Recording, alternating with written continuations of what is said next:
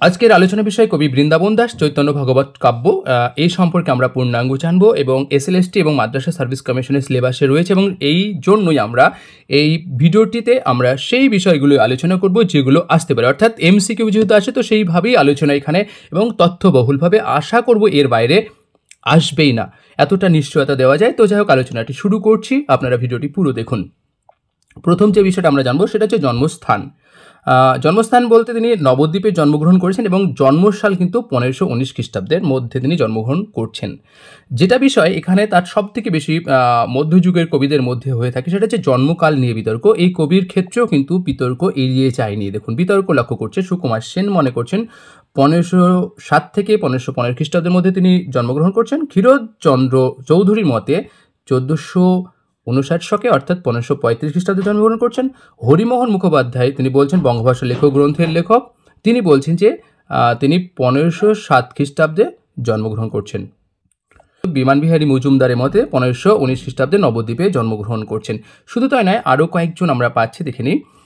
দীনেশ চন্দ্র তিনি মনে করছেন যে 1535 খ্রিস্টাব্দের মধ্যেই জন্মগ্রহণ করছেন। তবে অনেকের মতে 1519 খ্রিস্টাব্দে বৃন্দাবন দাস জন্মগ্রহণ করছেন। পরে আমরা বিষয়গুলো একটু দ্রুত এগিয়ে যাই। পরিবার, কবির পিতার নাম হচ্ছে বৈকুণ্ঠ দাস, মাতার নাম হচ্ছে নারায়ণী দেবী এবং এই নামটি কিন্তু তিনি বহুবার উল্লেখ করলেও একবার মাত্র ব্যবহার করেছেন। কীরকমভাবে, যে সর্বশেষ ভৃত্যদান বৃন্দাবন দাস, অবশেষ নারায়ণী গর্ভজাত।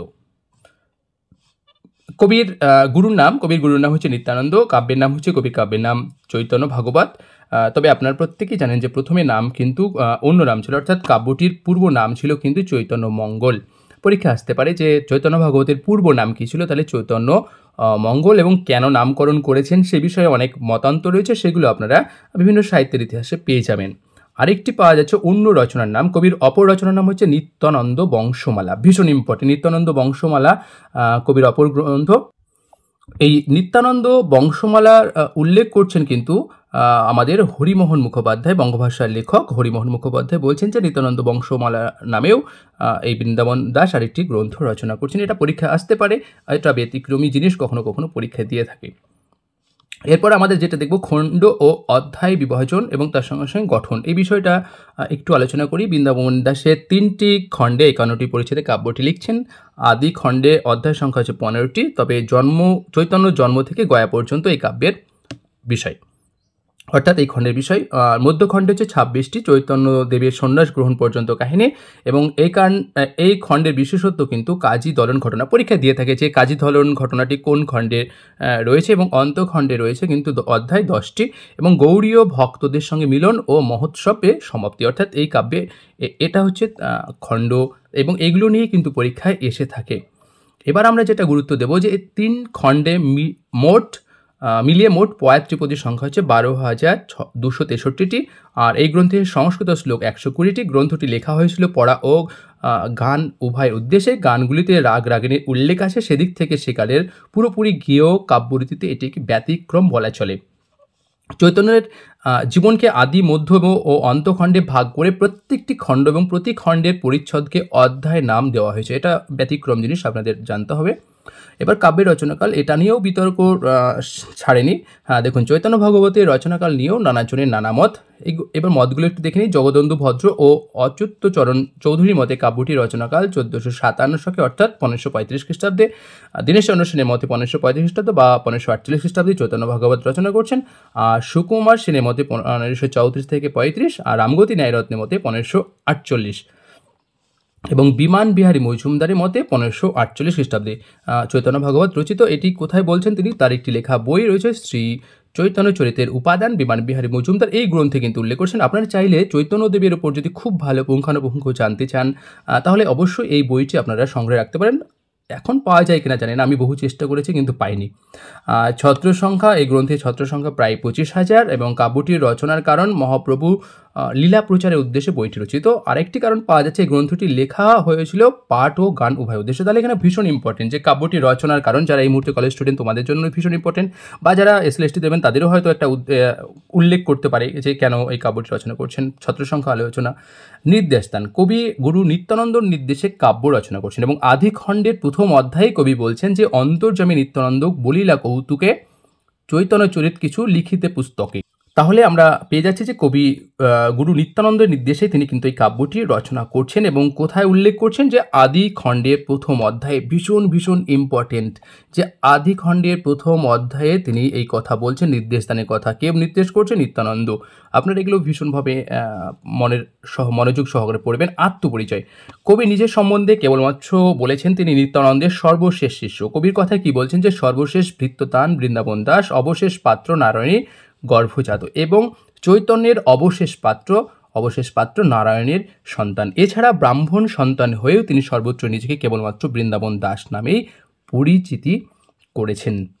রচনাস্থান তিনি এই গ্রন্থটি কোথায় বসে লিখছেন সে সম্পর্কে একটু দেখে নিই। এটা আসতেই পারে পরীক্ষায়, মানে এটা কিন্তু প্রবাদ আছে কি যে দেনুরে বসে নাকি তিনি কাব্যটি রচনা করেছেন, প্রবাদ অনুযায়ী। কিন্তু কতটা অথেন্টিক সেটা অতটা নির্ভরশীলতা নয়। কাব্য রচনার উপাদান, তিনি কোথা থেকে এই কাব্যগুলোর কাহিনী রচনা করছেন দেখুন। কবি জননী নারায়ণী, তারপরে কবিগুরু নিত্যানন্দ, অদ্বৈত আচার্য, শ্রীবাস, গদাধর, এদের কাছ থেকে তিনি প্রত্যক্ষভাবে যেহেতু এরা শ্রী চৈতন্যদেবকে দেখেছেন এবং তাদের কাছ থেকে তিনি কাহিনী শুনে তিনি এগুলো লিখছেন। এছাড়া ভাগবত থেকেও তিনি তার কাব্যের কাহিনী সংগ্রহ করছেন। আর কবির একটি আক্ষেপোক্তি বা খেদোক্তি যাই বলুন না কেন, এটি হচ্ছে কি যে হইল পাপিষ্ঠ জন্ম নইল তখনে। এবার আমরা যেগুলো মোটামুটি আলোচনা করলাম সেগুলোর একটা ছোট্ট নির্যাস বলতে পারেন এবং আশা করব এর মধ্যেই আসবে। প্রথম যেটা আমরা জানবো, বৃন্দাবন আনুমানিক 1519 খ্রিস্টাব্দে জন্মগ্রহণ করছেন নবদ্বীপে। বৃন্দাবনের নিবাস ছিল বর্ধমান জেলার দেনুর গ্রামে। কবির পিতার নাম হচ্ছে বৈকুণ্ঠ দাস, তারপরে বৃন্দাবন দাস নিত্যানন্দের শিষ্য ছিলেন। বৃন্দাবন দাসের মায়ের নাম নারায়ণী এবং তিনি ছিলেন কিন্তু শ্রীবাসের ভ্রাতুষ্পুত্র, অর্থাৎ শ্রীবাসের ভ্রাতুষ্পুত্রীর নাম হচ্ছে নারায়ণী। কবির কাব্যের নাম চৈতন্য ভাগবত, আর এই কাব্যের গ্রন্থের আসল নাম হচ্ছে চৈতন্য মঙ্গল। আর গুরু নিত্যানন্দের নির্দেশে তিনি চৈতন্য ভাগবত রচনা করছেন। কাব্যটি আনুমানিক 1548 খ্রিস্টাব্দে রচিত। আর এই কাব্যটি রচনা করেন দেনুরে অবস্থানকালে। কাব্যটি 3টি খণ্ডে বিভক্ত, আদিখণ্ড, মধ্যখণ্ড, অন্তখণ্ডে। সমগ্র কাব্যের মোট ত্রিপদীর সংখ্যা 12,263। এখানে একটা জিনিস আমি আলোচনা করতে ভুলে গেছি যে মুরারি গুপ্তের কিন্তু প্রভাবেই তিনি এই কাব্যটি রচনা করছেন। শুধু তাই নয়, লোচন দাসও কিন্তু তার কাব্যে মুরারি গুপ্তের প্রভাব রয়েছে। এই কাব্যের পরিচ্ছেদ সংখ্যা 51টি, এই কাব্যের সংস্কৃত শ্লোক 120টি। এই কাব্যের গ্রন্থটি লেখা হয়েছিল পাঠ ও গান উভয় উদ্দেশ্যে। আর এটি বাংলা ভাষায় লেখা প্রথম চৈতন্য জীবনী গ্রন্থ। ভীষণ ভীষণ ইম্পর্টেন্ট, পরীক্ষা দিতে দেয়। এই ধরনের চৈতন্য জীবনীগুলোকে হ্যাগিওগ্রাফি শ্রেণীতে ফেলা যায়, পরীক্ষা দিতেই পারে। কবি তার কাব্যে চৈতন্যদেবের প্রথম জীবনের বর্ণনা করেছেন কিন্তু, এবং অন্তজীবনের সব থেকে কাহিনী লিপিবদ্ধ করেছেন, সেটা হচ্ছে কৃষ্ণদাস কবিরাজ। কবি নিত্যানন্দ চরিত্র বর্ণনে ঔপন্যাসিকোচিত দক্ষতার পরিচয় দিয়েছেন। এটা আমি পেয়েছিলাম একটা সাহিত্যের ইতিহাস বইয়ে। কৃষ্ণদাস কবিরাজের মতে চৈতন্য লীলার ব্যাস বৃন্দাবন দাস। ভীষণ ইম্পর্টেন্ট। তাহলে চৈতন্য লীলার ব্যাস কে বলছেন? বৃন্দাবন দাসকে। কৃষ্ণদাস কবিরাজ। এইগুলো কিন্তু আপনাদের মাথা রাখতে হবে, কারণ এগুলো থেকে কিন্তু পরীক্ষা আসার সম্ভাবনা রয়েছে। শুধু তাই নয়, 1498 শকে রচিত কবি কর্ণপুরের কি গৌর গণোদ্দেশয় দীপিকায় বৃন্দাবন দাসকে বেদব্যাস তুল্য উল্লেখ করেছেন। ভীষণ ভীষণ ইম্পর্টেন্ট। আপনাদের হয়তো দেখুন ক্লিয়ার রাখতে হবে একটা জিনিস, যে চৈতন্য লীলার ব্যাস বলা হচ্ছে বৃন্দাবন দাসকে, কে বলছেন? কৃষ্ণদাস কবিরাজ। আর কবিকে বেদব্যাস বলছেন কিন্তু কবি কর্ণপুর তার কাব্যে উল্লেখ করেছেন। কারা বলেছে সেটা নয়, তিনি কিন্তু তুলনা করেছেন। এবং এই কাব্যে কিন্তু শ্রীকৃষ্ণের অবতার হচ্ছেন শ্রী চৈতন্য, এই কাব্যে বলরামের অবতার হচ্ছে কবিগুরু নিত্যানন্দ মহাপ্রভু। আর বৃন্দাবন দাসের কাব্যটিকে কৃষ্ণদাস কবিরাজ চৈতন্য মঙ্গল নামেই তিনি কিন্তু জানতেন। এটা ভীষণ মানে ইম্পর্টেন্ট এই কারণে, কখনো কখনো দিতে পারে। এই কাব্যে ধোয়া গানের পদ উদ্ধৃতি হিসেবে ব্যবহৃত হয়েছে। কবির কাব্যে শ্রীরাগ, এই রাগটি কিন্তু সর্বাধিক 3বার ব্যবহৃত হয়েছে মানে এই কাব্যে। আদিখণ্ডে মোট শ্লোক সংখ্যা 45টি এবং পয়ার সংখ্যা মোট 3181টি। এই কাব্যে কবি সর্বপ্রথম চৈতন্য ভক্তদের বর্ণনা করেছেন। তারপরে আদিখণ্ডের প্রথম অধ্যায়ে 4টি সংস্কৃত শ্লোক মঙ্গলাচরণ, এবং এই শ্লোক 4টিতে ইষ্টদেবের বন্দনা করেছেন। প্রথম 2টি শ্লোক কবির রচনা, বাকি 2টি মানে 3 এবং 4 নম্বরটি মুরারি গুপ্তের কর্চাতে গৃহীত, এবং এই মুরারি গুপ্তের দ্বারাই কিন্তু প্রভাবিত হয়ে তিনি কিন্তু কাব্য লিখছেন। অর্থাৎ তার কাব্যে প্রভাব যদি থাকে কারো, তাহলে হচ্ছে মুরারি গুপ্তের। বৃন্দাবন দাসের ইষ্টদেব হচ্ছে নিত্যানন্দ। ব্রাহ্মণ সন্তান হয়েও তিনি নিজেকে সর্বোচ্চ বৃন্দাবন দাস নামেই পরিচয় দিয়েছেন।